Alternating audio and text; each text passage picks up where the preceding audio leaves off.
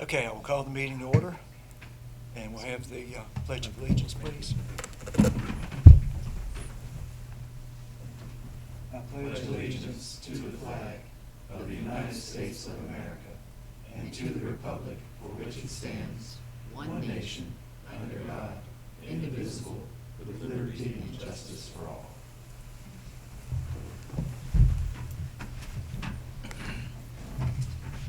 Okay, we'll have the roll call, please. Mr. Good. Yes, here. Ms. Dixon. Here. Mr. Schaefer. Mr. Huffman. Here. Mr. Sowers. Here. Mr. Seward. Here. And Ms. Noack.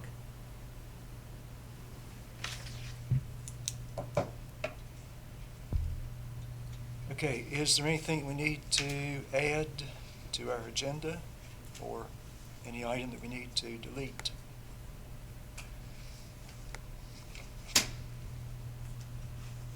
Okay, if not, we will follow the agenda as has been distributed to us.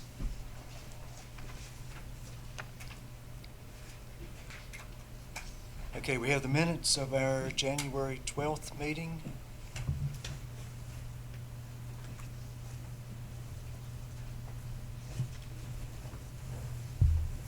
We had these to look at for a couple days. Any additions or corrections to the minutes?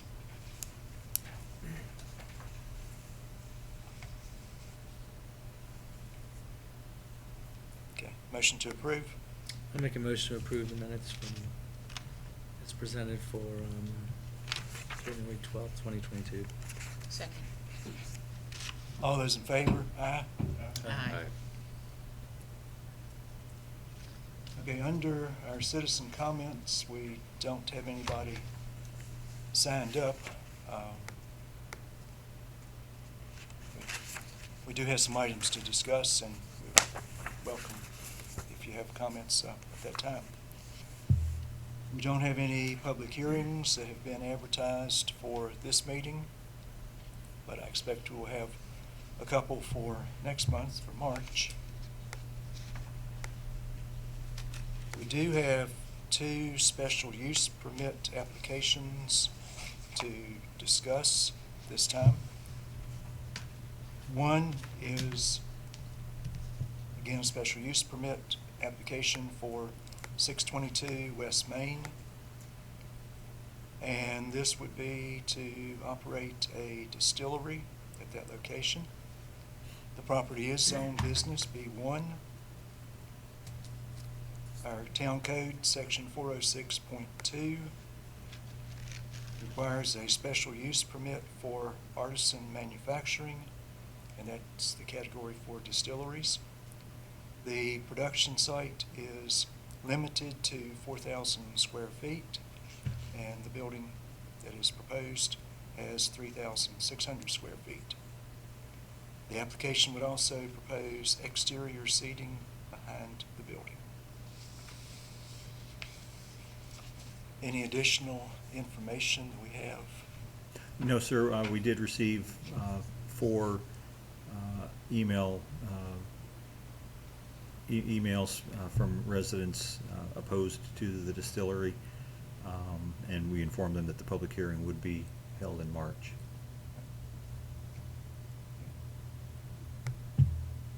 Any discussion from the planning commission members? I don't have to wait till March. I got some questions. Yeah. Okay. We can discuss now, or of course, like you say, we will have the public hearing March the 16th, I believe it is. Yes, sir. Later they hear. I mean, the issue is gonna be, in my opinion, is the parking. Yes. Because since I was 18, I've been in and out this building, working in there and everything. And then the front there, where you park in there, it's a blind spot. So basically when we pull cars out of there, somebody had to spot them to come out there. Or it might get hit. And then like where would they be park where they had people park at, cause across the street, you got the Masons gonna be across there. So they probably get mad if people park on, where they renting that spot over there from them. And then you got the rec center is gonna be on this side. But probably the best bet is probably if they had maybe parking in the back, which they have to clear off all the way up through there. We had, to have outdoor seating, you're gonna have to, that's gonna be the biggest issue, is parking. I agree, the parking is a concern, and the business in kind of a quasi-residential area is kind of too. Now, the parcel is zoned business. Right, 'cause of Melvin. But it is a historically residential area. I mean, that's probably some issue they need to get worked out, to me, especially the parking, where they can park at. And you can't eliminate that blind spot because that telephone pole is right there where you see to come out. And then you got the pavement, and then right beside it, they got their cars right there. If they got one car parked there, you block. For the people that's coming up from towards the hospital, coming up Main Street. Yeah, the buildings on the other side of the street seem a whole lot more open. There's parking Right. around the buildings, and you've got more sight on the other side of the street. Yes. What is the parking requirement for? I don't know offhand. We will have that information for you. In the back, there's a gate back there. I don't know if they talked to, I guess, the Jeffries or owns back there, but that definitely their property goes down there to Bigfoot Ferry. But they park in front of that gate where it goes onto his land, which that is technically public. That used to be the old Old road road, to go yeah. around through there. So you're gonna have to talk to them people too, to say, hey, this is technically ours. You're gonna have a talk with them too, if they're gonna try to build like a roadway or have parking in the back there. Yes, sir.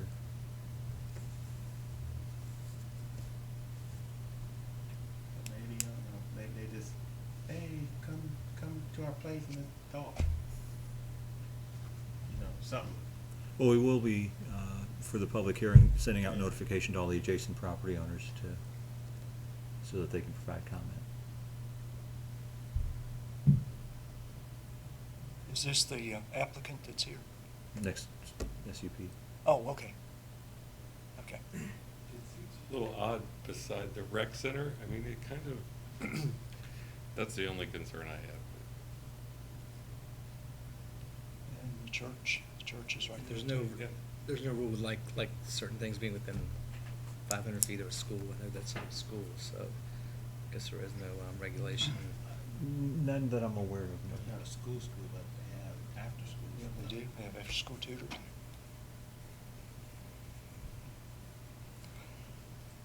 Okay, anything else that we need to bring up at this time? Okay, we will have this advertised then and have the public hearing next month. I believe, again, it's on March the 16th. Yes, sir. Okay. Now, the second one for discussion this evening is another special use permit application. This is to operate a lodging house at 22 North DeFord Avenue. It is zoned R5, which, as noted, is the townhouse and apartment.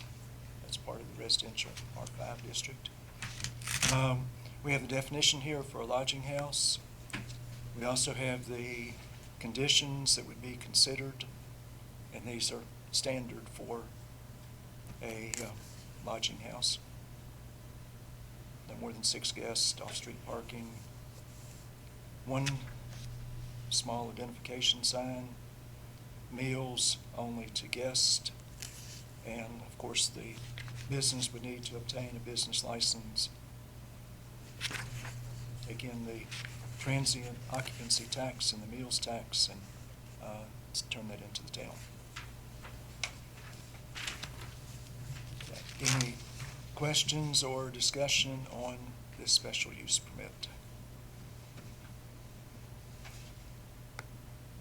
We have the information. It's now being used as a 2-unit, remembering correctly. It's now a 2-unit rental, and the request would be to convert it to have the option for a short-term rental. And they've noted that there are other properties that are right there that are zoned R5. And behind this property, I believe, is M1. And of course, coming up to Main Street is B1.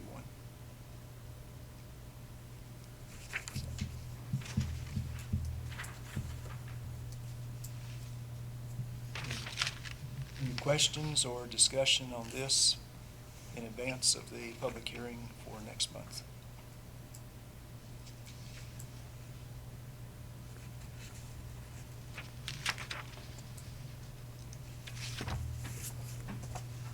Anything we've left out?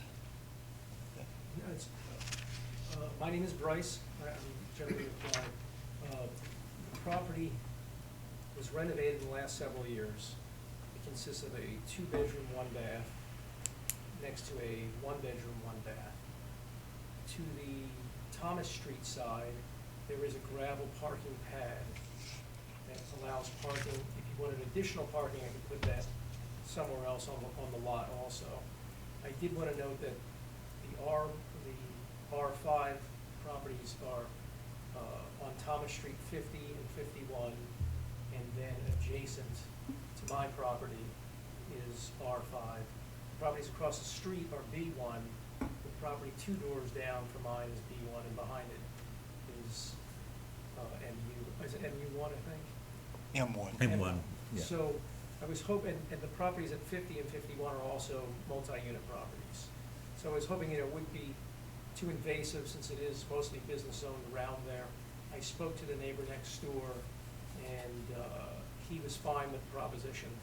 I told him that we were gonna have the meeting tonight and then again in March, so if he has any comments, he was willing to come out for that.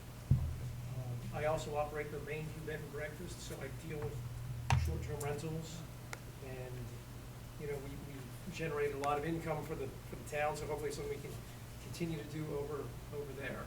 My goal would be, ultimately, my tenants in the 2-bedroom want to leave at the end of March. They're looking for a larger space. My tenant in the 1-bedroom, she would like to stay, and I'd like her to stay as long as she'd like. She's a great tenant. But when she leaves, then I'd like to convert the whole building to short-term rental if possible. Do you have a timeline on that, or is it just open-ended? On her, Mhm. she's welcome to stay as long as she wants. I mean, she's been a resident of the town for years, and has operated a few short-term rental properties also. She's semi-retired, and she likes it in Luray, so I'm expecting her to stay indefinitely.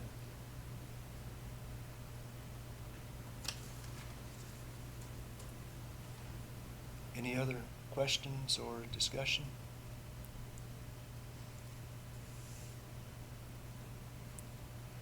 Just a note, I know the one property there at the end of Thomas Street, that has been a 2-unit, I guess duplex you would call it, my whole memory. I remember going there to visit people as a child, so it's always been 2 units there next door to each other.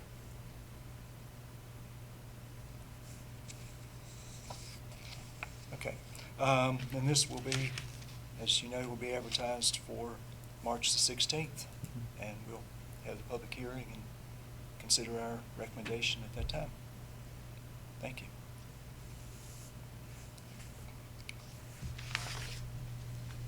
Is this when we should bring up this?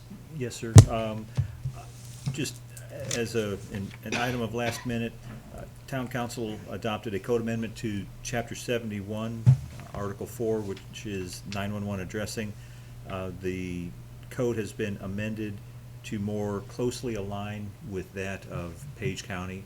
Page County is responsible for assigning the addresses to all of the homes and buildings in Luray as well as Page County. And so we're trying to work with them as best as we can. The code amendment to Chapter 74 has resulted in a need for a minor change to 402.8 in the subdivisions section of the code.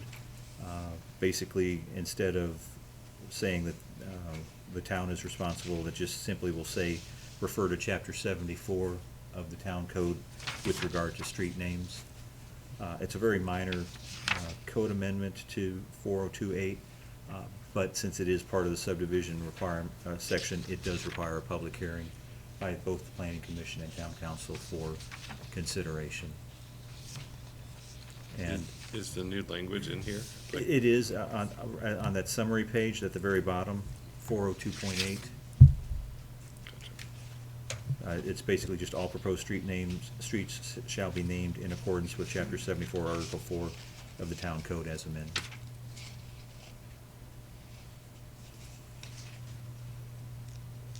And Town Council did refer this item to Planning Commission for your review and consideration. And it's the Planning Commission's option. If you'd like, we can go ahead and schedule the public hearing at your March meeting, or if you would like to continue discussing it, we can defer the public hearing until a future meeting.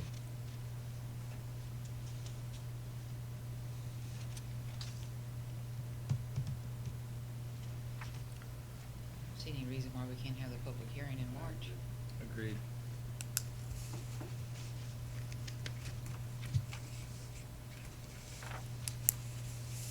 Then we can have it scheduled for your meeting. Okay.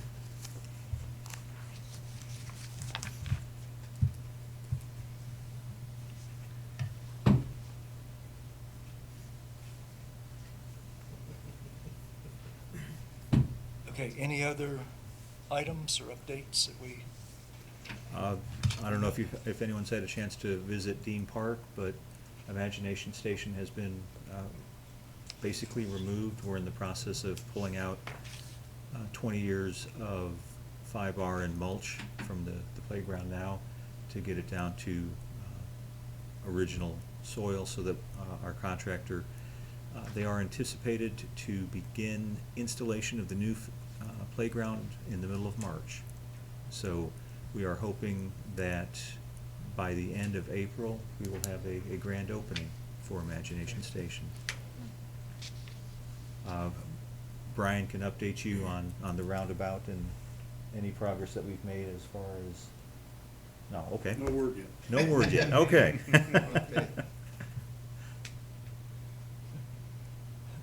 well, that's an update that there's no word.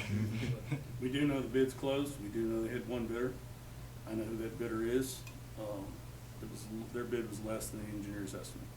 So in all probability, they will be awarded the job. But that announcement hasn't been made.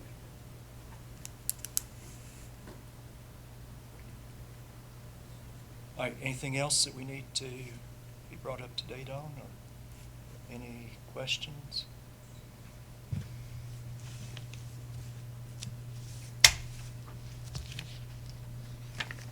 Sounds like we'll have a busy agenda in March. Yes, sir. 3 public hearings. Yep.